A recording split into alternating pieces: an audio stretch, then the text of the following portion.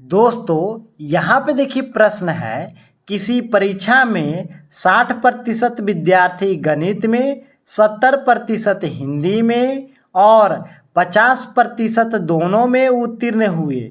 बताइए कुल कितने प्रतिशत विद्यार्थी उत्तीर्ण हुए। तो देखिए दोस्तों, सबसे पहले गणित का सर्कल बनाएंगे। तो देखिए यह गणित का सर्कल है, यहाँ पे लिख दीजिए मैथ। उसके बाद यहाँ पे देखिए हिंदी का भी एक सर्कल बनाएंगे, लेकिन एक दूसरे को काटते हुए बनाएंगे। यह देखिए हिंदी का सर्कल है, यहाँ पे लिख दीजिए हिंदी। उसके बाद यहाँ पे देखिए 60% विद्यार्थी गणित में, 70% हिंदी में और दोनों में 50%। तो यहाँ पे देखिए दोनों में 50% है ना, तो बीच में लिख देंगे 50%। उसके बाद यहाँ पे देखिए 60% विद्यार्थी गणित में, तो देखिए गणित वाला सर्कल में 50% तो विद्यार्थी उत्तीर्ण हुए हैं, लेकिन यहाँ पे देखिए 60% विद्यार्थी गणित में है, तो 50 में कितना जोड़े कि 60 आएगा, तो 50 में 10% जोड़ेंगे तो 60% आ जाएगा। उसके बाद 70% हिंदी में, तो देखिए हिंदी वाला सर्कल में 50% विद्यार्थी उत्तीर्ण हो गए, 50 में कितना जोड़े कि 70% आएगा, तो 20% अगर जोड़ते हैं तो 70% आ जाएगा। यह तीनों को जोड़ते हैं तो उत्तीर्ण विद्यार्थियों की प्रतिशत निकल जाएगा। तो देखिए 10 और 50 60, 60 और 20 कितना हो जाएगा, 80% विद्यार्थी उत्तीर्ण हुए।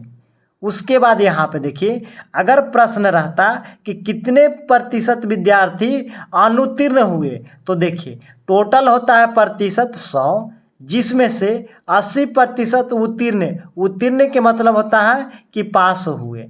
80% विद्यार्थी पास हो गए तो फेल कितने प्रतिशत विद्यार्थी होंगे, तो 100 में से 80% को घटा दीजिए तो कितना बचेगा, तो बचा 20%, यानी 20% विद्यार्थी अनुत्तीर्ण होंगे। दूसरा प्रश्न है दोस्तों, एक स्कूल में 30% लड़की और लड़का 245 है, तो लड़कियों की संख्या कितनी है। तो देखिए दोस्तों, सबसे पहले आप मानिएगा कि स्कूल की कुल जनसंख्या 100% है, जिसमें से 30% लड़की है, तो 100 में से 30% को घटा दीजिए तो कितना बचेगा, तो बचा 70%। 70% लड़का होंगे। अब यहाँ पे देखिए लड़का 245 है, यानी 70% की तुलना 245 से कर सकते हैं। तो यहाँ पे देखिए 70% इक्वल टू 245। यह देखिए 70% का मान इतना है ना, तो यहाँ से 1% का मान निकाल लीजिए। तो 1% का मान निकालने के लिए 245 में 70 से भाग दे देंगे, यह हो जाएगा 1% का मान।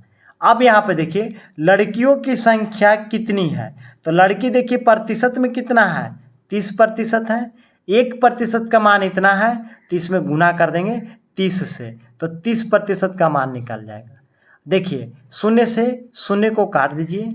उसके बाद यहाँ पे देखिए 7 से इसको काट दीजिए, 7 21, 3 से फल बचा 35 हो जाएगा, तो 7 बचे 35, यानी 7 से 245 35 बार में कटेगा।